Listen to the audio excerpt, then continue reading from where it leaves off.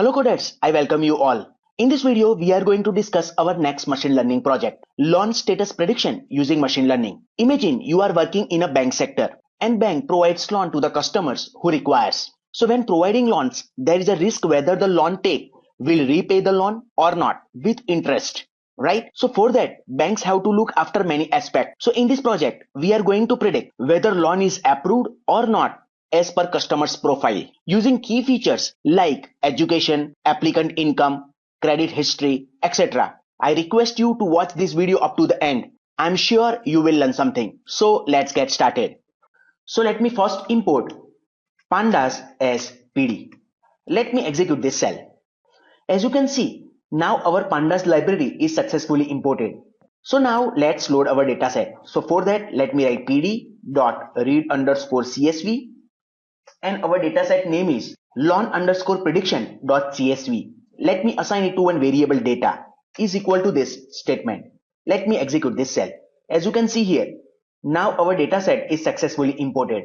As you can see here, to explain you this project, here I have mentioned some questions that you can see over here. So now let's solve them one by one. So now our question number 1. In this question, we have to display top 5 rows of the dataset. So for that, we have to write data which is pointing to our data frame here. And we have to use head method of pandas data frame. Let me execute this cell. As you can see here, by default, head method is displaying top 5 rows of the dataset that you can see over here. So total we are having these many features that you can see over here. As you can see here, our target variable, loan_status. As you can see here, loan ID, gender, married, dependents, education.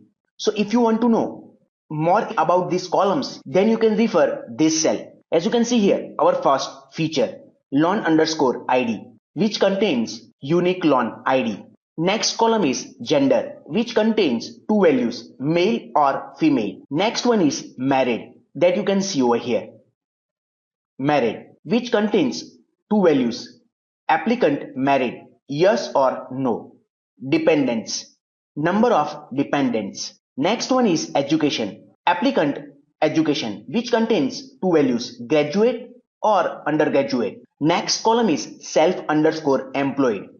Self-employed contains 2 values, yes or no. Applicant income, which contains applicant income. Next column is co-applicant income, which contains co-applicant income. Next column is loan amount. It contains loan amount in thousands of dollars. Next column is loan_amount_term. It contains term of loan in months. Our next column is credit_history. It contains credit history meets guidelines, yes or no. And our next column is property_area. It contains 3 values, urban or semi-urban or rural. And last column is our target column that we are going to predict, loan_status. It contains loan approved, yes or no. And this is the target variable. So as you can see, our dataset contains these many features and this is our target variable. So this way we can display top 5 rows of our dataset using head method of pandas data frame. So now our next question. In this question, we have to check last 5 rows of the dataset. So for that, we have to use tail method of pandas data frame. Let me execute this cell. As you can see here, by default, this tail method is displaying last 5 rows of the dataset that you can see over here. So this way we can check last 5 rows of the dataset using tail method of pandas data frame that you can see over here. So now our next question. In this question, we have to find shape of our dataset, means number of rows and number of columns available in our dataset. So for that, we have to use shape attribute of pandas data frame. Please remember, shape is not a method. It is an attribute of pandas data frame. Let me execute this cell. As you can see here, output is Python tuple. This is at index 0 and this is at index 1. Let me display it in proper format using this print function.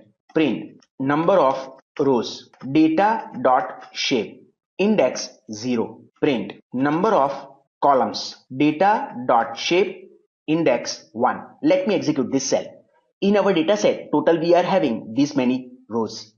In our dataset, total we are having this many columns. That you can see over here.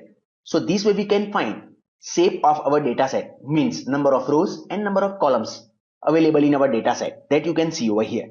So now our next question. So in this question, we have to get information about our dataset, like total number of rows, total number of columns, data types of each column, and memory requirement.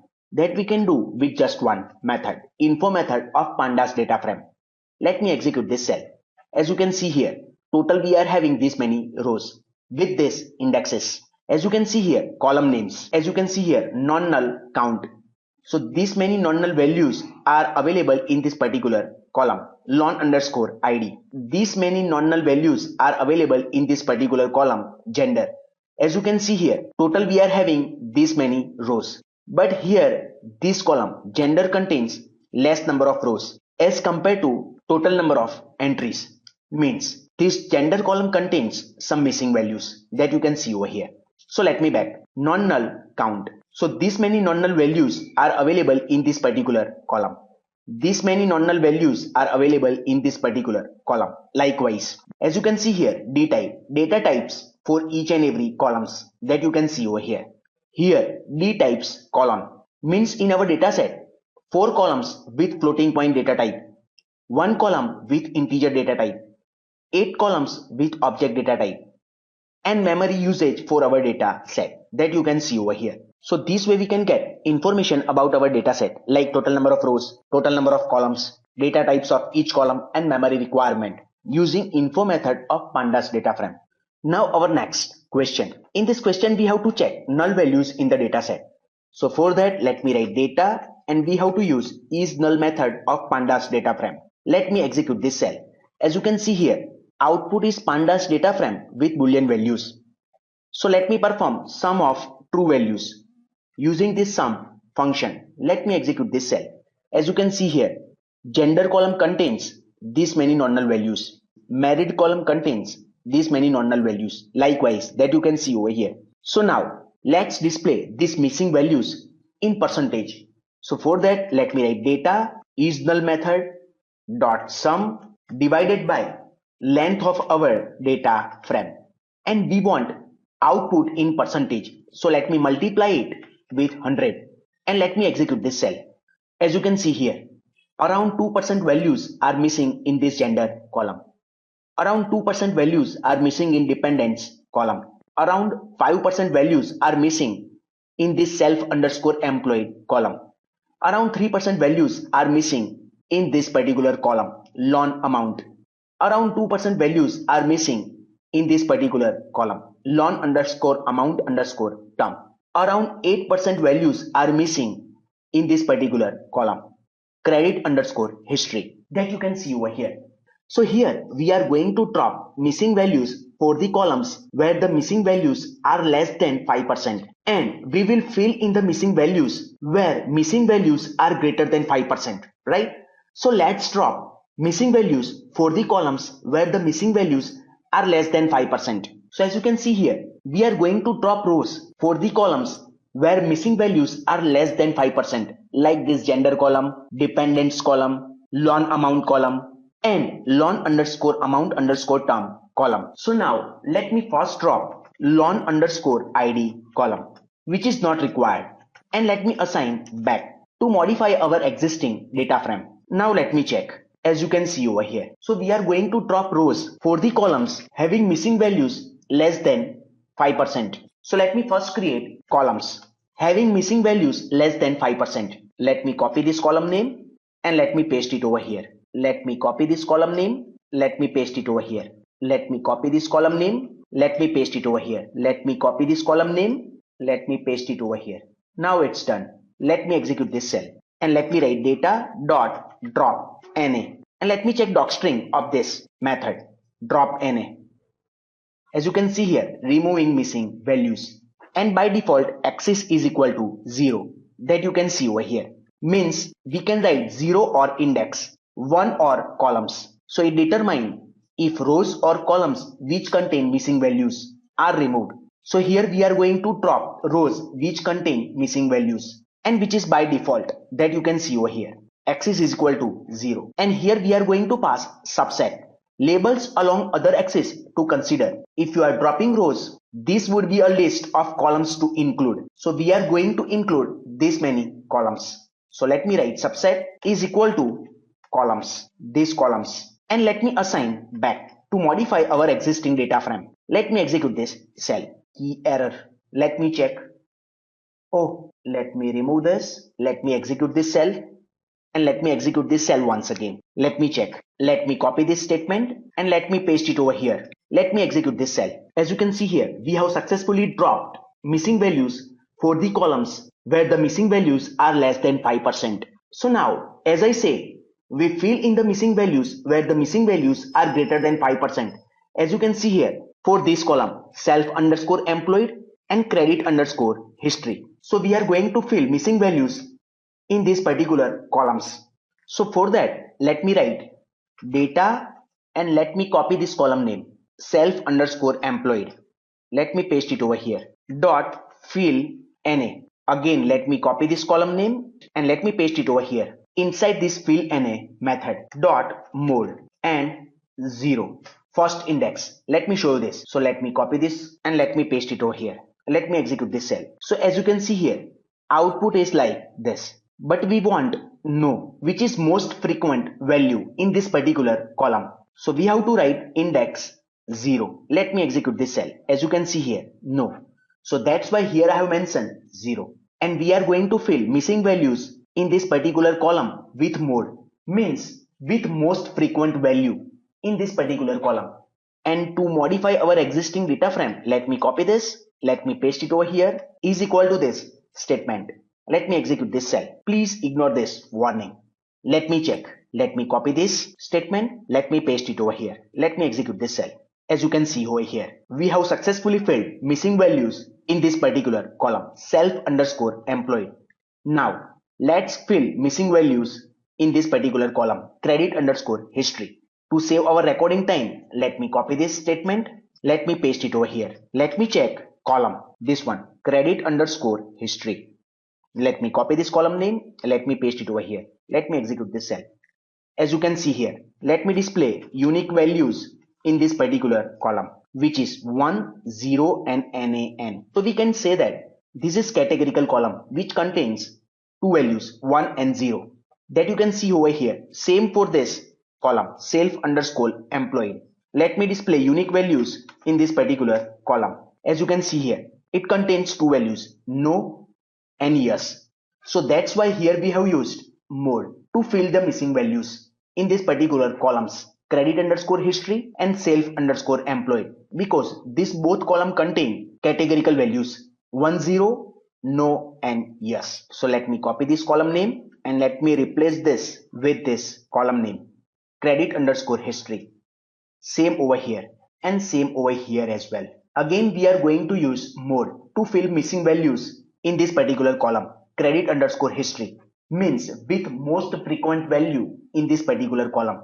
Let me check most frequent value in this particular column. Let me copy this. Let me create cell above. Let me paste it over here. 1, which is most frequent value in this particular column. Let me execute this cell. Again, let me copy this statement.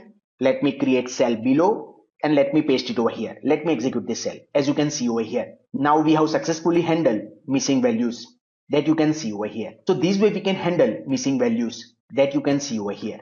Now our next question. Here we are going to handle categorical columns. Before that, let me display random 5 samples from our dataset. As you can see over here, with this sample method, we can display random samples from our dataset. Let me execute this cell. As you can see here, this dependents column contains these values 3 plus. So let's replace this 3 plus with 4. You can replace it with 3, but I am using 4. So it will not create any problem in the future. So for that, let me write data and column name dependents. Let me copy this. Let me paste it over here. Let me check. As you can see here, 3 plus. So let me write dot replace. Let me check docstring of this particular method. So here we can pass to_replace, and with value we are going to replace this to_replace. So let me copy this. Let me paste it over here. So here we want to replace this 3 plus with value 4. And to modify our existing data frame, let me copy this column name and let me paste it over here, is equal to this statement. Let me execute this cell. Now let me check. So in place of random samples, also we can check unique values in this particular column. Let me copy this. Let me paste it over here. Dot unique. Let me execute this cell. As you can see here, 4 values. This column contains 4 values.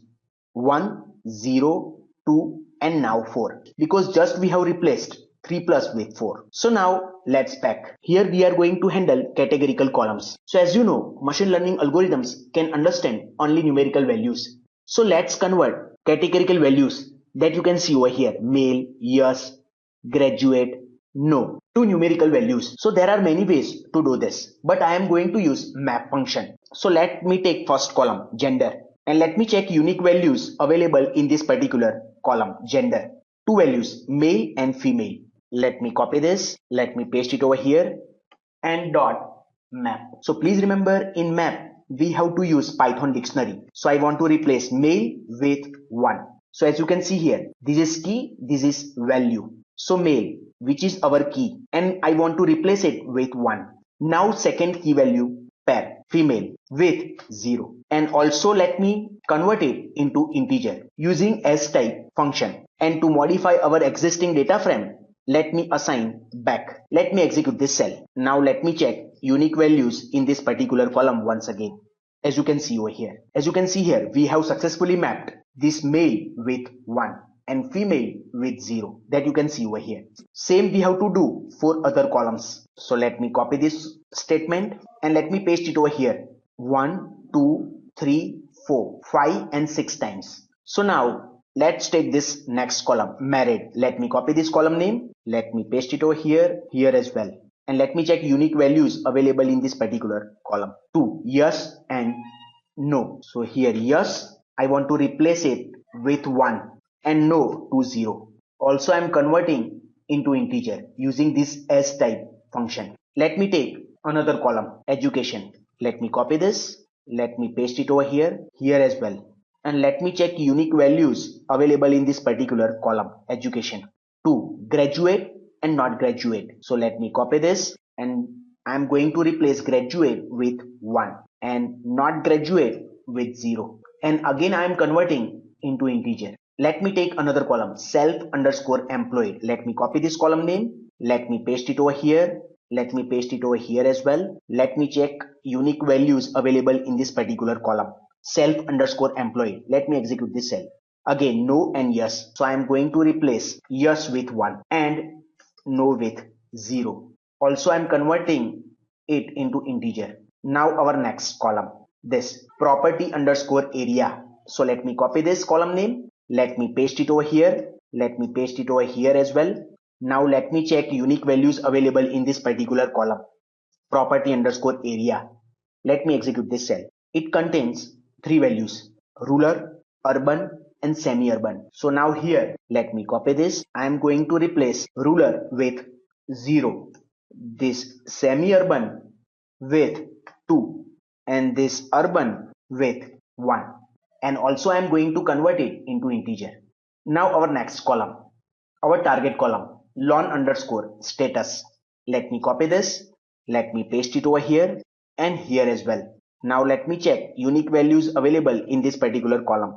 2 values, no and yes. So let me replace yes with 1 and no with 0. Also I am going to convert it into integer. Let me execute this cell. It is showing this value error. Let me restart and run all the columns and let me check. As you can see here, our value error is gone. Now it's done. Now let me check top 5 rows of our data set. As you can see over here, we have successfully handled categorical values. So this way we can handle categorical columns that you can see over here. Because as you know, our machine learning algorithms can understand only numerical values.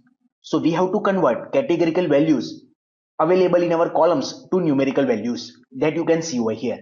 Now our next question. In this question, we are going to store feature matrix in X. Means we are going to store our independent variables in matrix X. And our response variable, also called as target variable, in vector y. So let me write data and let me drop our target variable, this one. Let me copy this column name, let me paste it over here and let me write access is equal to 1. To modify our existing data frame, let me assign back and let me store it into X. Let me execute this cell. Let me check. As you can see here, now we are going to store our response variable, also called as target variable, learn underscore status in vector y. So let me write y is equal to data. Let me copy this column name and let me paste it over here. Let me execute this cell.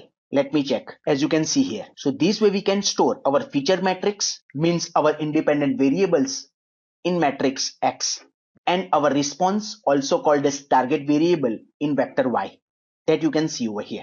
Now our next question. In this question, we are going to perform feature scaling. Let me display top 5 rows of our dataset using head method. As you can see here, in our dataset, values are not in the same range. So we can see for some of the columns, values are in the same range. Like for gender, married, dependents, education, and self_employed. We can see that these values are in the same range. But here you can see applicant income, co-applicant income, loan amount, and loan_amount term. These values are not in the same range, that you can see over here. So we have to use feature scaling.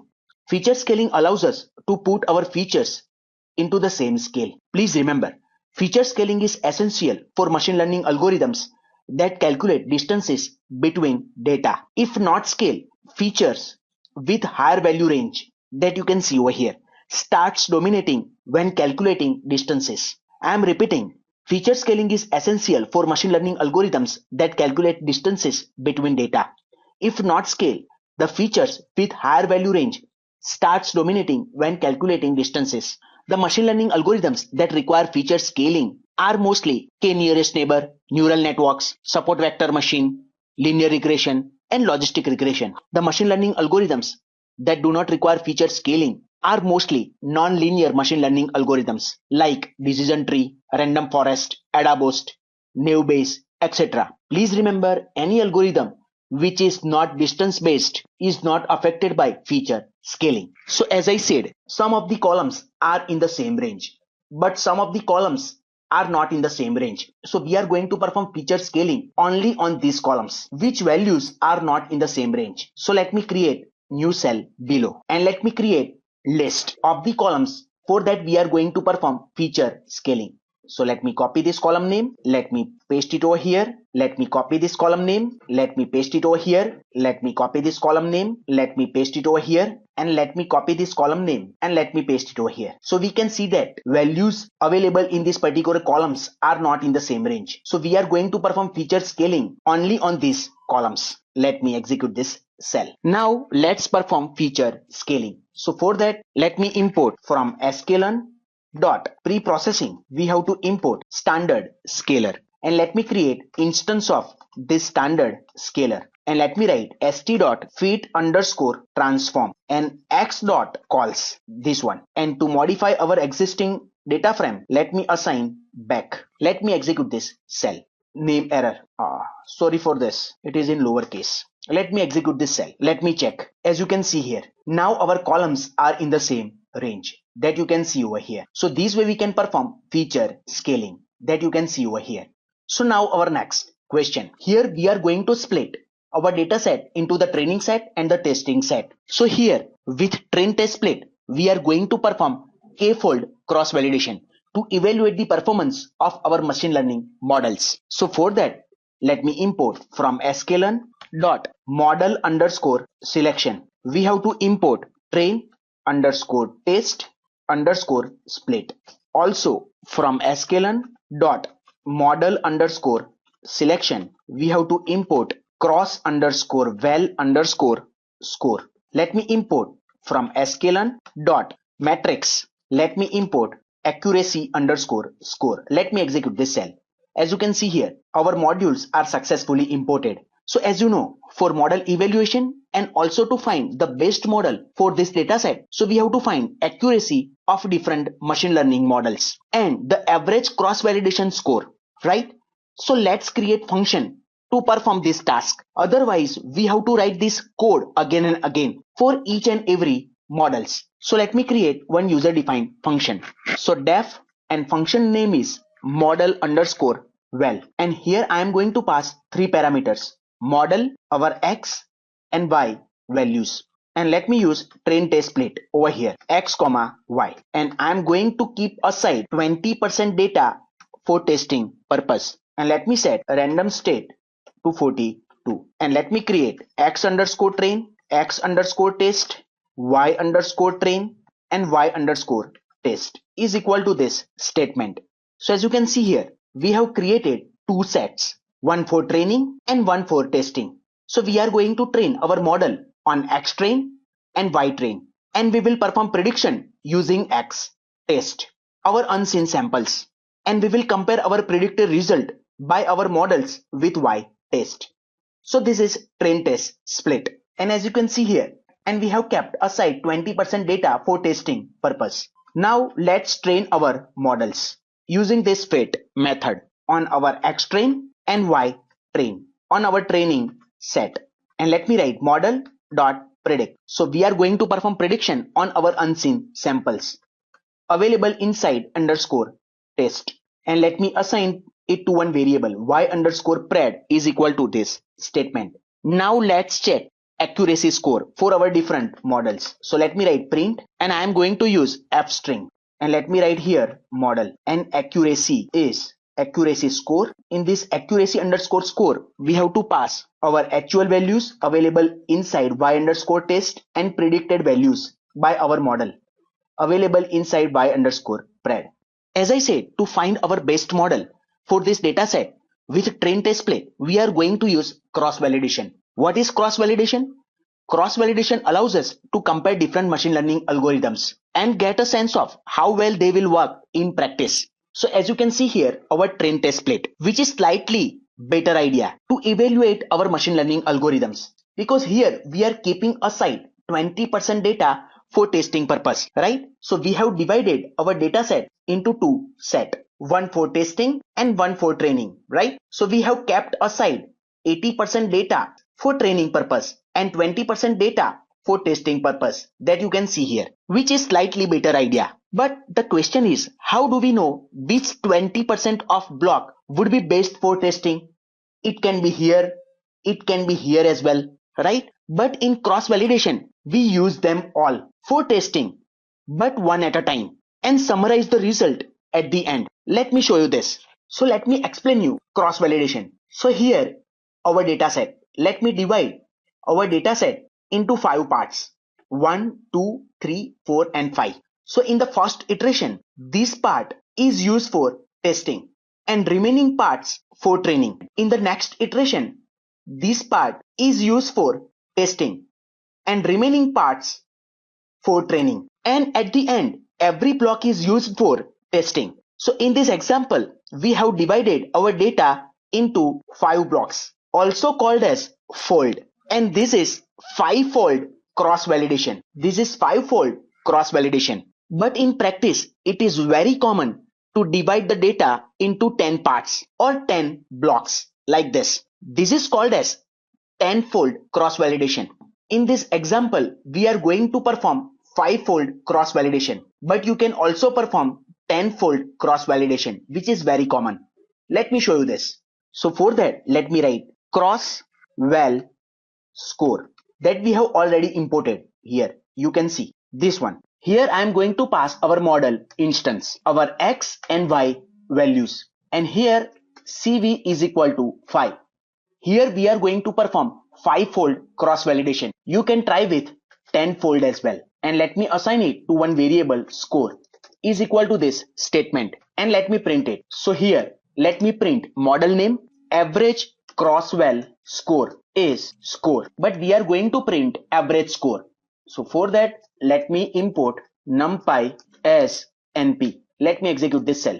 Here let me write np.mean. We are going to print average score of 5-fold cross validation, and let me assign average cross val score to one Python dictionary. So here I am going to create one empty dictionary, and let me write np.mean average score and I want to store this score in percentage. So let me multiply it with 100 and let me round it with 2 precision value, and let me create key of our dictionary with our model name is equal to this statement. So it will store average cross-val score for this particular model. So our model name will become key and percentage cross-val score, which is our value for this particular model. Let me execute this cell. As you can see here, our function is successfully executed. So now let's use different machine learning algorithms. Let me show you top 5 rows of our dataset. As you know, our target variable contains binary values 0 or 1. So this is binary classification. So we are going to use different classification models that you can see over here. So now let's use logistic regression first. So for that, let me import from sklearn.linear model. Let me import logistic regression and let me create instance of logistic regression with name model is equal to this statement. Now to find accuracy and cross-val score, I am going to call this function model underscore val that just we have created. So model underscore val, and here I am going to pass logistic regression, this one, and our independent variables and our target variable y. Let me execute this cell. As you can see here, now it is displaying accuracy and average cross-val score. So for logistic regression, accuracy is around 80% and average cross-val score is also 80% that you can see over here. So as you know, we are also storing our model name and average score percentage into this particular dictionary. Let me check. Let me copy this dictionary name and let me paste it over here. As you can see here, now it contains logistic regression and average cross-val score percentage 80.48 that you can see over here. So now let's use support vector classifier. So for that, we have to import from sklearn. Let me import svm and let me create instance of support vector classifier. So we have to write svm.svc and let me create instance with name model. Again, I am going to call this function to find accuracy score after train test split and cross-val score after 5-fold cross-validation. So let me copy this statement and let me paste it over here. Let me execute this cell. As you can see here, support vector classifier accuracy is around 79% and support vector classifier cross-val score is around 79%. And also we have stored percentage cross-val score in our Python dictionary. So let me execute this statement once again. As you can see here, support vector classifier with average cross-val score in percentage 79.39 that you can see over here. So now let's use our next machine learning algorithm, decision tree classifier. So for that, let me import from sklearn.tree. Let me import decision tree classifier. Let me create instance of decision tree classifier. And again, I'm going to call this function to find accuracy after train test split and average cross-val score after 5-fold cross-validation. So again, let me copy this statement and let me paste it over here. Let me execute this cell. As you can see, decision tree classifier is around 71% accurate on this particular dataset. And as you can see here, decision tree average cross-val score is around 70.89%. So this percentage is also available in our created Python dictionary. Let me execute this cell once again, as you can see over here. So now let's use our next machine learning algorithm, random forest classifier. So for that, let me import from sklearn.ensemble. We have to import random forest classifier. Let me create instance of this random forest classifier. And again, I am going to call this function model underscore val to find accuracy score after train test split and cross-val score after 5-fold cross-validation. So again, let me copy this statement and let me paste it over here. To call this function, let me execute this cell. As you can see here, random forest is around 75% accurate on this dataset, and random forest average cross-val score after 5-fold cross-validation is around 77%, which is also available in our created Python dictionary. Let me execute this cell, as you can see here. So now let's use next machine learning algorithm, gradient boosting classifier. So for that, let me import from sklearn dot ensemble. Let me import gradient boosting classifier. Let me create instance of this gradient boosting classifier and let me call this function to find accuracy and cross-well score. So again, let me copy this and let me paste it over here and let me execute this cell. As you can see here, gradient boosting classifier is around 79% accurate on this dataset. And as you can see, gradient boosting classifier average cross-well score is around 77% that we have stored in this Python dictionary. So let me execute this cell once again. As you can see here.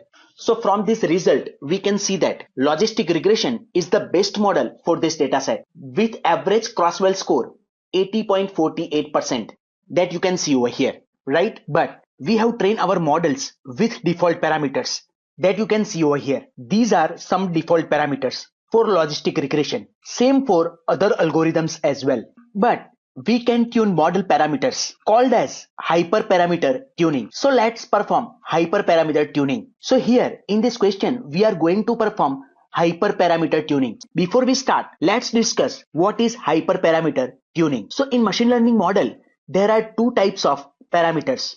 One is model parameters and second one is hyperparameters. So model parameters are the parameters that need to be learned from the data. Means model will learn these parameters during training phase. These are the fixed parameters that model will learn during training phase. So let me take example of linear regression. Y is equal to mx plus c, right? So here this m is slope and this c which is intercept, right? So for this linear regression, slope and intercept are learned during training phase. So here the slope and intercept are called as model parameters. Now let's discuss hyperparameters. So these are adjustable parameters that must be tuned in order to obtain a model with optimal performance. Machine learning models can have many hyperparameters and finding best combination of parameters can be treated as search problem. So there are two best strategies for hyperparameter tuning. One is grid search CV and second is randomized search CV. As I said, there are two best strategies for hyperparameter tuning: grid search CV and randomized search CV. Grid search CV will go through all the intermediate combination of parameters, which makes grid search CV computationally very expensive. But randomized search CV solves the drawbacks of grid search CV as it goes through only a fixed number of hyperparameter settings. It moves within a grid in a random fashion to find the base set of hyperparameters. This approach reduces unnecessary computation. So in this video, we are going to use randomized search CV. So now let's use randomized search CV for hyperparameter tuning.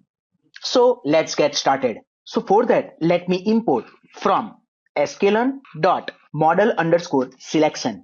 Let me import randomized search CV. Let me execute this cell. As you can see here, our randomized search CV module is successfully imported.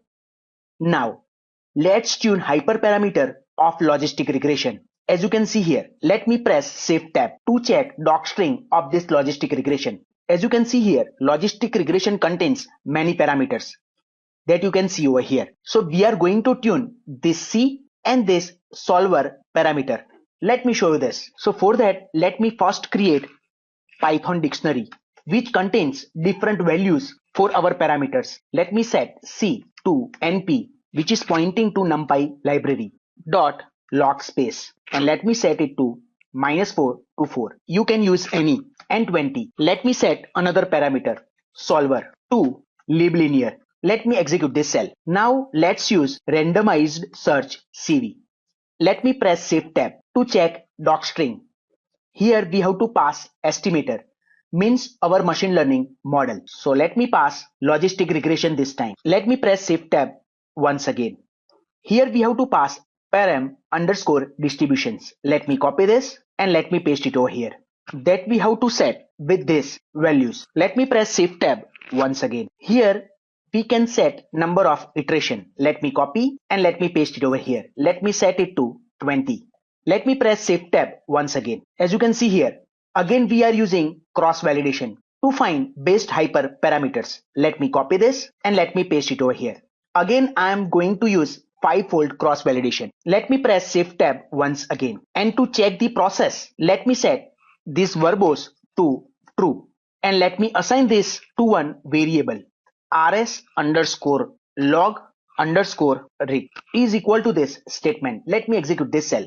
Now, let me train this using fit method on our dataset, on our independent variables and on our dependent variable. Let me execute this cell. As you can see here, fitting 5 folds for each of 20 candidates and totaling 100 fits. Now let's check based score. As you can see here, which is around 80.47%. And let me check based parameters. So for that we have to use based underscore params underscore.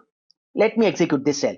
As you can see here, solver is linear and this is the best C value that you can see over here. So this way we can perform hyperparameter tuning for logistic regression that you can see over here. So here we are going to perform hyperparameter tuning for support vector classifier.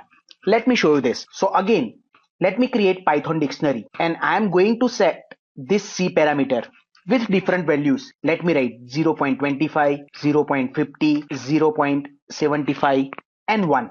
And let me set kernel parameter to linear. You can see different parameters for support vector classifier that you can see over here. We are going to set this C with number of values and kernel by default is RBF, but we are trying with linear kernel that you can see over here. So as per your requirement, you can try for other parameters as well. For teaching learning purpose, I am going to tune only C and this kernel parameters. And let me set it to one variable. svc underscore grid is equal to this statement. Let me execute this cell. Now again, we have to use this randomized search CV. Here estimator, which is support vector classifier, and this param underscore distributions that we have to set with this grid. Again, we are going to perform 5-fold cross validation and an iter to 20 and verbose to true. Let me assign it to one variable. rs underscore svc is equal to this statement. Let me execute this cell. Let me train on our independent variables and our dependent variable available in X and Y.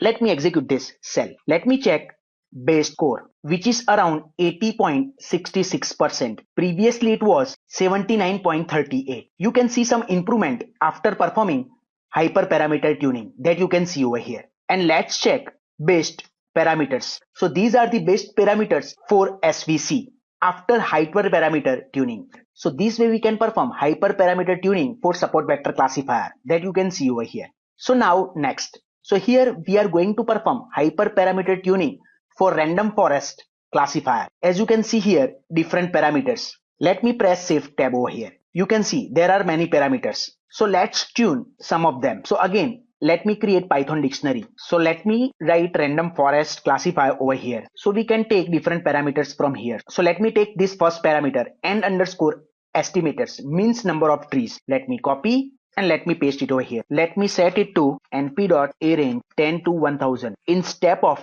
10. Let me take max features. Let me set it to auto and sqrt. So you are wondering how I have decided these two values, auto and sqrt over here, or you can write hyperparameter for random forest. Let me click on this link. As you can see here, these are the different parameters for random forest classifier. And you can see here max underscore features. I'm using auto and sqrt. You can use other as well that you can see over here. So this way you can take different values for particular parameter from scikit-learn website. So now next, let me set this maximum underscore depth. Let me set it to none or 3, 5, 10, 20, 30. And let me take this one. Mean underscore samples underscore split. Let me copy and let me paste it over here. And let me write to 2, 5, 20, 50 and 100. I am taking these values randomly. You can try for any other values. Let me take this one. 1, 2, 5 and 10. You can take other parameters. For teaching learning purpose, I am using these many parameters. For hyperparameter tuning for random forest, let me assign it to one variable.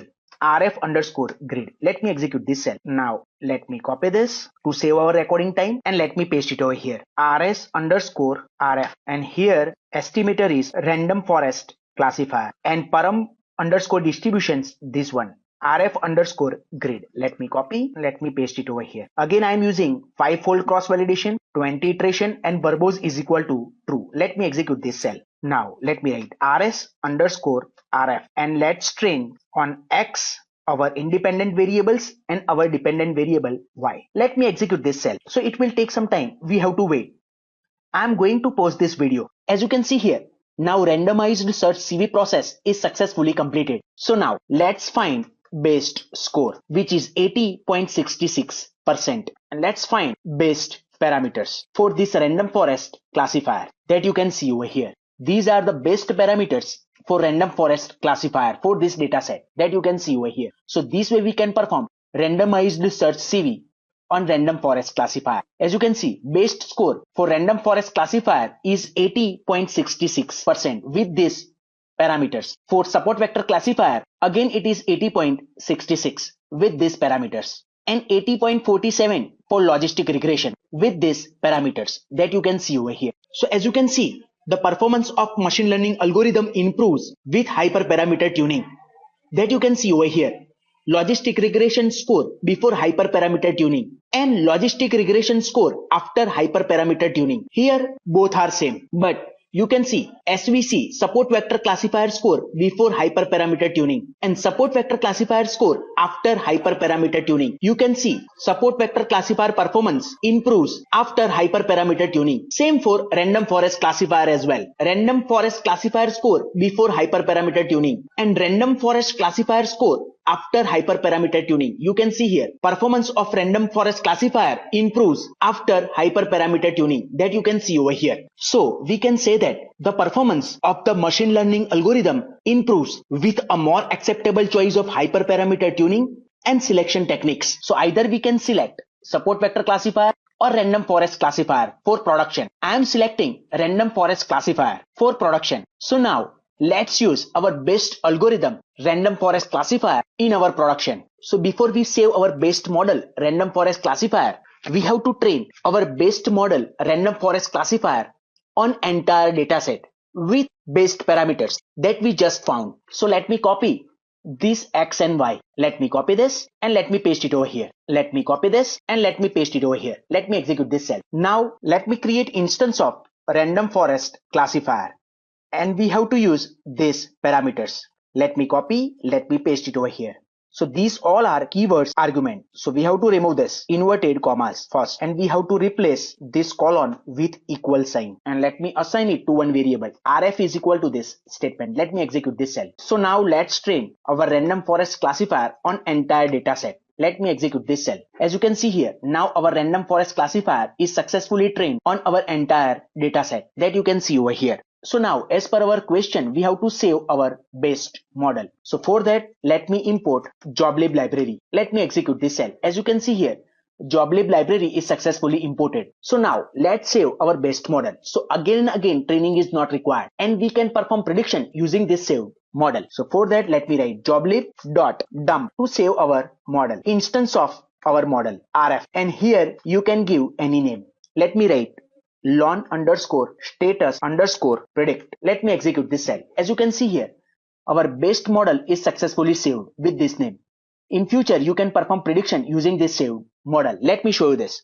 So for that, you have to write joblib.load to load this saved model. Let me copy this name and let me paste it over here. Let me assign it to one variable. Model is equal to this statement. Let me execute this cell.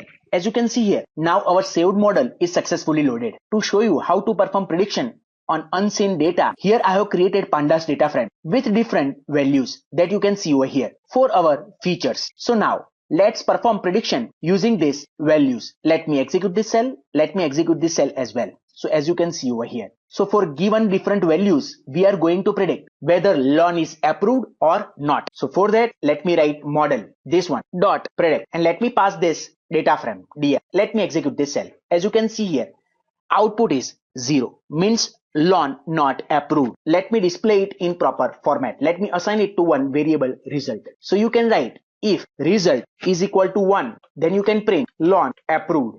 Else you can write lon not approved. Let me execute this cell. As you can see here, for these different values, our model predicted lon not approved with accuracy of 80.66% that you can see over here. So this way we can save our model that you can see over here. So again and again training is not required and we can perform prediction using this saved model that you can see over here. We have used our saved model for prediction. So now our next question, GUI for this project. So here I have created GUI exactly same way as I have created for our previous projects. I'm sure you must be knowing this, right? So let me execute this cell and let me execute this cell as well. As you can see here, our GUI for this project. So let me give these values 1, 1, 2, 0, 0, applicant income 2889, 45, which is loan amount 180, loan underscore amount underscore term, credit history 0, property underscore area 1. Let me press this predict button. As you can see here, exactly same result, loan not approved. So this way we can create GUI for our machine learning project. Hope you like this video. Please don't forget to subscribe this channel. If you like this video, smash that like button. Thank you very much for watching this video. Take care. Bye bye. See you in the next video.